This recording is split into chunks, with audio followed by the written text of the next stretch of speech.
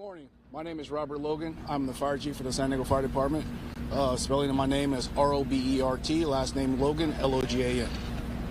This morning at approximately 3:45, 3:47, we have reports of a plane down in the Murphy Canyon neighborhood.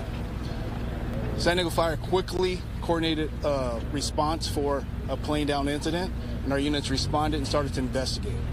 Upon arrival, they found multiple vehicles on fire, and multiple homes on fire. Now I'll pass it to my assistant chief, Dan Eddy of operations, who was here to give you more information. Dan Eddy, San Diego Fire. So crews arrived on scene. The initial crews that found multiple houses and cars on fire. We had reports of a plane that had crashed in the neighborhood. It was unknown whether it was a military or a private plane. When they got on scene, they initiated quick attack of the fire and upgraded this to what we call an Alert 5, which is a plane off the field, followed by a second alarm, so we had enough units on scene. We were able to work with San Diego PD, evacuate homes across the region as we came through here and evacuate everything to the south of us. We were able to knock down those fires. At this time right now, we are able to say that no one was transported from the scene. So we don't have anybody that was transported off the scene, which is great news for us on this one. Fire was knocked down. We do have one stubborn car fire that will not go out to the south of us. So if you do see little wisps of smoke behind there, that's what that's from. At this time, we're continuing to fight the fire on that car fire. Everything else is out from the homes down the way. We have multiple crews that will be on scene doing decon and investigating. FAA is also on scene, and we're working in conjunction with them and San Diego PD to ensure that everything is searched, including the homes and everything that is involved with the planes itself. We expect to be out here for 4 to 6 hours at least doing the investigation part of it until we pass it along. And then moving forward, we'll probably be here through the rest of the 24-hour period. I'm going to pass it off to Police Chief Scott Wall. Good morning. First, I want to start by saying our heartfelt condolences to the families that are impacted by this terrible incident. From the police department side, our objectives were very simple: scene control, traffic control, and evacuations. We had officers from throughout the city that responded. We had over 50 officers that were able to get here within minutes. We started evacuating all of the homes that were impacted. We had an evacuation center up at Miller Elementary. We have close to 100 people that have been displaced and are up there. We've locked all the streets down. Essentially, Santo Road south of Arrow is still closed and will be for the next few hours and on into the day. And we're going to continue working collaboratively. I want to commend all of the first responders that were out here this morning, the fire department, the police department. I can't quite put words to describe what this scene looks like, but with the jet fuel going down the street and everything on fire all at once, it was pretty horrific to see. And for the police officers and firefighters to run in there, start trying to evacuate people out of the way and doing anything and everything they could to try to save somebody's life is really heroic.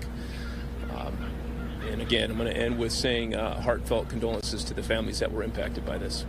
And with that, let me introduce Mayor Todd Gloria. Thank you, Chief. I also want to extend the condolences of the City of San Diego to the passengers aboard the plane's families impacted on the ground. We will be continuing to keep you all posted throughout the day as more information becomes available. But what I can tell you right now is that we have had an extraordinary response effort here led by the San Diego Fire Rescue Department, the San Diego Police Department. But what you've seen is a collaborative effort with county, state, and federal partners, as well as our partners in the community. As we have representation here from the Red Cross, the San Diego Humane Society, and other key partners that are making sure that those who are impacted here on the ground have the support they need. And that's what I want to say is that our city will be supporting these families who are impacted here. They're part of the military community that makes up our city, the proud partners of our community. And we will support them for as long as it takes to make sure that we get back to good here in Tierrasana. Appreciated the early communication from Navy Region Southwest and Admiral Brad Rosen, who's an extraordinary partner for our city. I also want to note Councilmember Raul Campillo is monitoring the situation very, very closely. He'll be out here later today. But we're all going to be band together and make sure that the situation is buttoned up. Again, extraordinary effort by our first responders. I can't emphasize that enough. The limitation in terms of the additional damage on the ground is a direct result of their hard work, of their expertise, their professionalism. And I think every San Diegan expresses our appreciation to these heroes who got the job done this morning. It's still a tragedy, and again, our hearts are with those who are impacted. And we'll continue to be here throughout this response effort. Make sure, again, the families who are impacted, those who are not able to access their homes, are well supported until they're able to get back into their homes. That said, as I mentioned, this has been a collaborative effort. We are on military property. These are military families, military housing, and here on behalf of Navy Region Southwest is the commanding officer for Naval Base, Captain Bob Healy. Captain Healy. Good morning, Captain Bob Healy, and as the mayor mentioned, I am the commanding officer of Naval Base San Diego with oversight of the area here in Murphy Canyon. This is one of the largest military housing units in the world. Certainly we have a lot of military families that are impacted. Again, want to send our condolences and thoughts and prayers to all of those impacted by this. Our foremost concern right now is to make sure that we have the safety of our families who reside in the neighborhood behind us. We are doing that down the street at Miller Elementary, and we really appreciate the local cooperative efforts to make sure that our military families are taken care of. So that'll be primary going forward. And again, our thoughts and prayers go out to everyone. So thank you very much. Any questions? A point of preliminary casualty count for fire. You stated that there have been no transports. Does that mean if casualties are limited to just those on the plane, or has there just not been a full sweep yet? No, we've done a full sweep. We're doing what's called a fob. So we go in between and we're looking at everything down the airport that we have here. There's a possible debris field all the way back behind us, all the way into here. So we're going to make sure and we do a step-by-step process of going through the housing units that we have down here. No one was transported out of the housing units. That's where I say we were lucky in that fact that no one from those homes was injured that we've had so far. We had some possible minor injuries, but no one was transported from the scene from any of the housing units. All the fatalities right now look to be that they're from the plane. We're working with the FAA right now to find out how many actual people were registered on that plane. We'll have more information for that here shortly when we get those numbers. But everything that's a fatality right now appears to be from the plane itself. Can you tell us how many? Is it more than one fatality? Yes, there are more than one fatality that we've found so far, but we're waiting to get the registered numbers that were on the plane itself. Two things. It was a commercial. What kind of plane? It was a private plane. So a private plane, and it was registered out of the Midwest is where the flight originated from, is what we have. We're still getting the final information on it. And how many people was it able to carry? The plane itself, I believe, holds 8 to 10 people with the pilot included, but at this time we don't know how many people were actually registered on the plane. Any communication from the pilot? We don't have anything on the communication from the pilot. Was the Montgomery Tower open at the time, overnight? I believe so, but that's something that the FAA can answer for you. I don't know on that one. On the fire side, I don't know. But we know of no communication last minute from the pilot of the plane. I don't have any communication from FAA on that one, if they were coming through on that one. On the fire side, we arrived on scene and found the plane into the sides of the houses over here. Are we going to be able to hear from somebody with the FAA? Yeah, later on we'll have somebody that will come with the FAA. We wanted to come right now and give you the best information that we could at the start here, and then we'll get someone over here to give you more information. Updated numbers on damaged homes.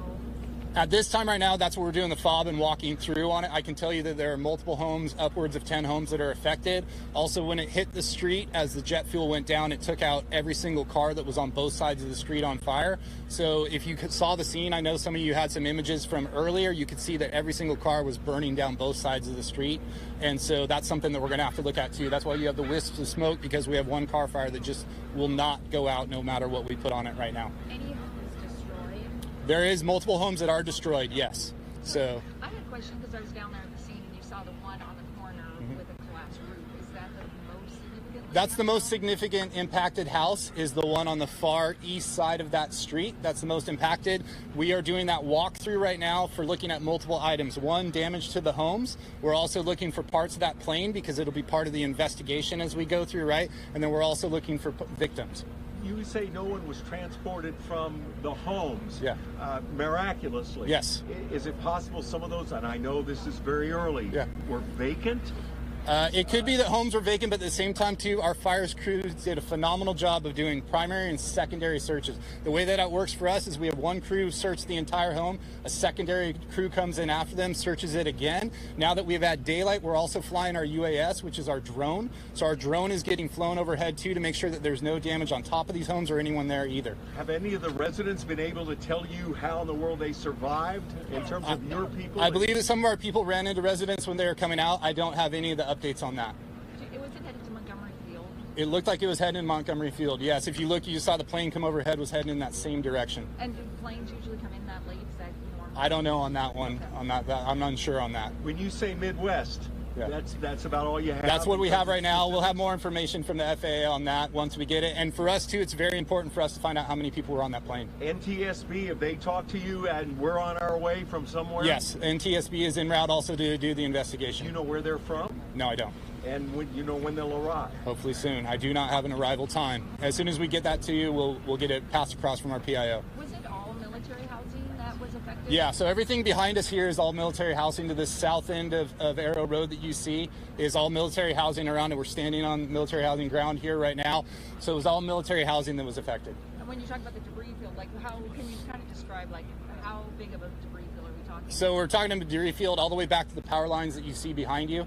So that's where we're investigating from there, trying to keep that area back. You say power lines. Yeah. Possibly, I know you don't want to speculate without the FAA or NTSB, but there's a debris field from power lines that are nearby. Yeah. Can you be more specific? So as you can see behind, there's a clipped power line behind us back there. We're trying to figure out if that was involved from the plane. That's something that they'll be investigating also. I don't have the exact numbers as to if it did hit it or not. The nature of the debris below the power line would indicate? That's what we're looking at right now. That's where we're sending.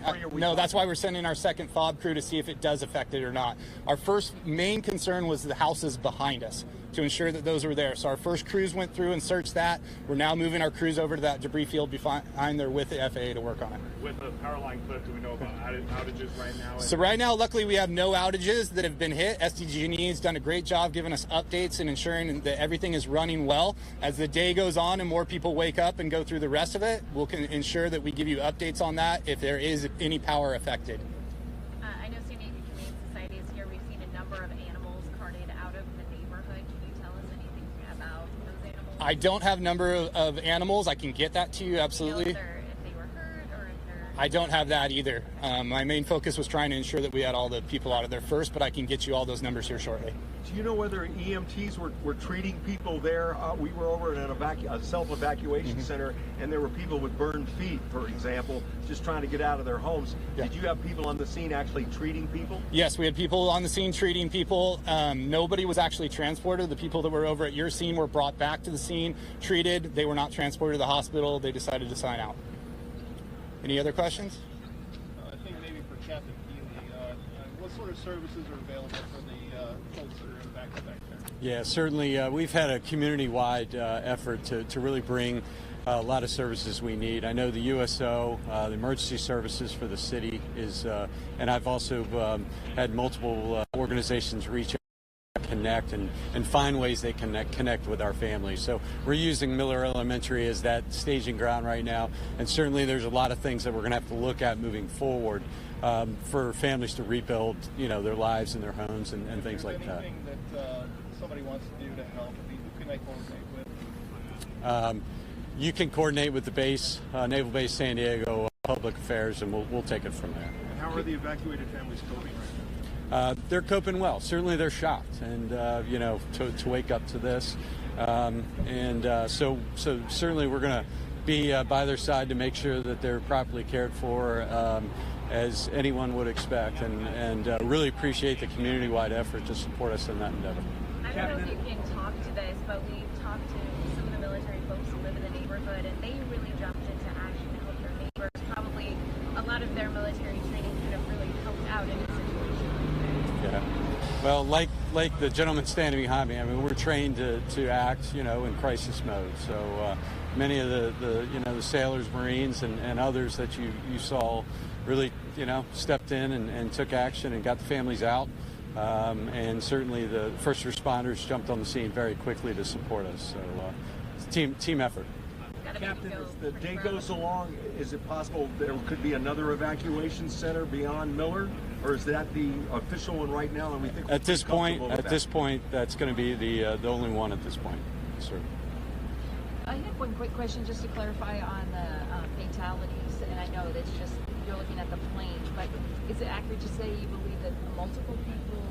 It's accurate that multiple people believe we have multiple fatalities. From what we've found so far on scene, we do believe we have multiple fatalities, but we're going to have to go through and take our time and ensure that exactly what we have. Okay, guys, thank you for being out here and helping us get information out. We'll try to have another briefing before 11 o'clock, so I'll stand by for that. Thank you, guys.